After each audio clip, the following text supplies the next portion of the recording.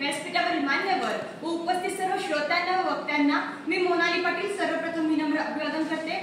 आज मी आपल्यासमोर विषय मांडू इच्छिते समाज माध्यम आणि आजची तरुणाई। मित्रांनो, ज्यावेळेस आपण आपल्या आयुष्यामध्ये निराश होतो त्यावेळेस आपल्याला मनोरंजनाची गरज असते। मग ते मनोरंजन आपण कुठे शोधतो? तर एखादा जोक वाचून किंवा एखादा मनोरंजनाचा कार्यक्रम बघून। मग ही मनोरंजनाची साधनं कोणी उपलब्ध केली? तर माध्यमांनी। आणि माध्यमांचा मूळ हेतूच आहे की लोकांपर्यंत माहिती पोहोचवणं, त्यांचं मनोरंजन करणं, त्यांच्यापर्यंत ज्ञान पोहोचवणं। आणि याच माध्यमांचा वापर होत असताना सोशल मीडिया नावाचं एक माध्यम तुमच्या आमच्याकडून 2000 नंतरच्या काळामध्ये यायला लागतं। आणि 21व्या शतकात ज्या तरुणांच्या हातामध्ये भारताचं भविष्य आहे ते तरुणांचे हात मात्र सोशल मीडियावरती फिंगर टच करून आपलं अस्तित्व गमवायला लागले। आणि हेच अस्तित्व ज्यावेळेस आम्ही शोधायला जातो त्यावेळेस आम्हाला दिसतं की खरंच आजचा तरुण ह्या समाज माध्यमांमध्ये घुसपटत चाललेला आहे। कारण की मित्रांनो, आम्ही बघतो ना, सकाळी उठल्यापासून ते संध्याकाळी झोपेपर्यंत सोशल मीडियावरती जो अनेक घटकांचा रतीब चाललेला असतो तो रतीब बघत असताना आम्हाला असा विचार येतो की आजची तरुणाई समाज माध्यमांमध्ये गुरफटते का? तर हो, निश्चितपणे हेच उत्तर समोर येतं। कारण की सकाळी उठल्यानंतर गुड मॉर्निंगचा मेसेज असेल किंवा रात्री झोपत असताना टाकलेला गुड नाईटचा मेसेज असेल, या संपूर्ण काळामध्ये जे तरुणांच्या हातामध्ये सोशल मीडिया नावाचं जे माध्यम असतं या माध्यमांचा नेमका वापर कसा करावा हेच आमच्या तरुणाला कळत नाही। हेच आमच्या तरुणाईला मात्र आज कळेना असं होतं। कारण की ज्यावेळेस आम्ही रील्स स्क्रोल करत असतो त्यावेळेस आम्हाला असं दिसून येतं की वर्गामध्ये मॅडम नाचतायत आणि मुले त्यांना खाली बसून सपोर्ट करतायत किंवा एखाद्या वर्गामध्ये शिक्षकांची इज्जत काढली जाते आणि ती सोशल मीडियावरती टाकली जाते।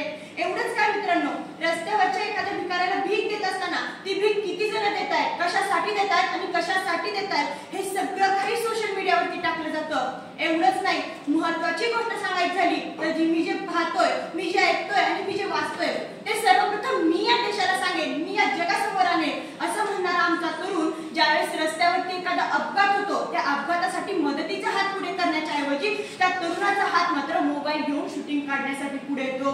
मग मित्रांनो, हे बघत असताना असा विचार येतो की आजच्या तरुणातली माणुसकी हरवली का? आणि हीच माणुसकी ज्यावेळेस आम्ही शोधायला जातो त्यावेळेस कळून येतं की आजचा तरुण या समाज माध्यमांमध्ये गुरफटत चाललाय। एक जोक आहे, तो इथे बसलेल्या प्रत्येकाने ऐकलाच असेल की घरामध्ये सगळेजण जेवायला बसलेले असतात, आई सगळ्यांना वाटते, मुलगा मात्र मोबाईल घेऊन जेवायला बसतो। काही वेळानंतर मुलाच्या ताटातली भाजी संपते, त्यावेळेस आई त्या मुलाला विचारते की बाळा, तुझ्या ताटातली भाजी संपली आहे, तुला भाजी वाढू का? मुलगा उत्तर देत नाही। आई दुसऱ्यांदा देखील हेच विचारते, मुलगा परत उत्तर देत नाही। आई तिसऱ्यांदा देखील हेच विचारते, मात्र चौथ्यांदा ताई उठते, ताईचा मोबाईल घेते आणि दादाला मेसेज करते की दादा, तुझ्या ताटातली भाजी संपली आहे। आणि आई मगापासून विचारते की तुला भाजी वाढू का? त्यावेळेस मुलगा खडबडून जागा होतो आणि आईच्या प्रश्नाचं उत्तर देतो। म्हणजे मित्रांनो, सांगायचा प्रश्न हाच की आजची तरुणाई या समाज माध्यमांमध्ये किती गुरफटते हे तुम्हीच बघा। मित्रांनो, आम्हाला सोशल मीडियाच्या अटॅचवरती पबजी नावाचा ऍक्सेस भेटतो आणि हा पबजी नावाचा ऍक्सेस भेटल्यानंतर मध्यंतरीच्या काळामध्ये पबजीवरती बॅन येतो आणि बॅन आल्यावर नंतर पबजी सारखं रस्त्यावरती वावरण्याची सवय लागलेली असते आणि पब्लिक अंडर बॅटल ग्राउंड नावाचा खेळ आम्ही पब्लिक मध्ये येऊन खेळायला लागतो। ज्यावेळेस आमची रील्स आणि रिअल लाईफ आमची रील्स आणि रिअल लाईफ जर बघायची झाली ना तर या रील्स आमच्या रिअल लाईफ पर्यंत जाऊन कधीच पोहोचत नाही। आमचं आयुष्य नेमकं किती झालंय तर व्हॉट्सअपवरच्या 30 सेकंदाच्या स्टेटस एवढं। कारण की आम्हाला कुणाला तरी काहीतरी सांगायचं असतं, कुणाला काहीतरी बोलायचं असतं, आम्हाला दुःख झालेलं असतं, पण हे नेमकं सांगायचं कसं? तर व्हॉट्सअपवरती 30 सेकंदाचा स्टेटस लावून आणि तो स्टेटस लावल्यानंतर तो जगाने बघितला की आम्हाला असं वाटतं की आम्ही आमच्या मनातला जो कल्लोळ आहे तो संपूर्ण जगासमोर मांडला आणि आम्ही काय करतो तर या जगाला तत्वज्ञान देण्याचं काम करतो। मित्रांनो, सोलापूर विद्यापीठाच्या अर्थशास्त्राच्या इमारतीच्या बाहेर एक चित्र लावलं की माकडाचा माणूस कसा होत गेला। ज्यावेळेस आम्ही माकडाचा माणूस होताना बघतो त्यावेळेस आमचं जे माकड वर जाताना पाहतो आणि आज मोबाईल हातात घेऊन चाललेला जो माणूस पाहतो ना तर तो माणूस आम्हाला त्या माकडापर्यंत नेऊन पोहोचवतो। मित्रांनो, जसं मी आतापर्यंत सांगितलं, पण त्याचप्रमाणे नाण्याला दोन बाजू असतात हे मात्र खरं आहे। नाण्याच्या दोन्ही बाजू महत्त्वाच्या असतात, तसंच या समाज माध्यमांची दुसरी बाजूही तितकीच महत्त्वाची आहे। या समाज माध्यमांचा जर चांगला आणि उपयुक्त वापर केला तर खरंच आजचा तरुण कित्येक पिढ्या पुढे जाऊ शकतो।